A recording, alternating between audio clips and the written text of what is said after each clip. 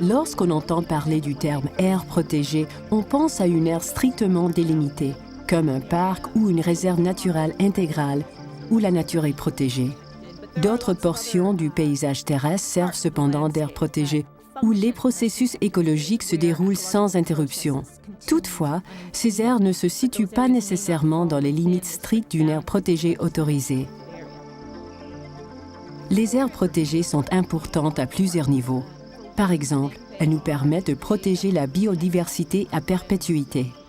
Les aires protégées possèdent aussi tout un ensemble de valeurs, dont les valeurs de biodiversité, esthétique, spirituelle, récréative ou simplement intrinsèques. Nombre de changements ont affecté les méthodes de récolte et la gestion forestière dans la zone boréale au cours des quelques dernières décennies. Je pense que dans certains cas, l'industrie forestière est en tête et contribue de manière significative à promouvoir la préservation des forêts tout en permettant la récolte forestière et le développement économique. Par ailleurs, il existe encore des lacunes au sein de l'industrie. Je pense qu'un des plus grands défis consiste à intégrer la science dans le développement de pratiques de gestion forestière durable et proactive qui complètent les aires protégées.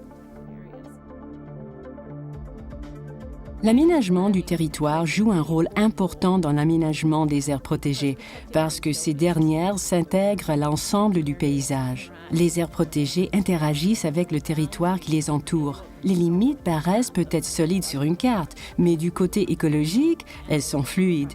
Les animaux et les processus écologiques ne reconnaissent pas ces limites territoriales. Les perturbations, telles le feu, ne sont pas limitées par les périmètres de protection. Pour planifier efficacement les aires protégées, il faut donc considérer l'utilisation des terres et les activités de territoire en dehors de ce périmètre.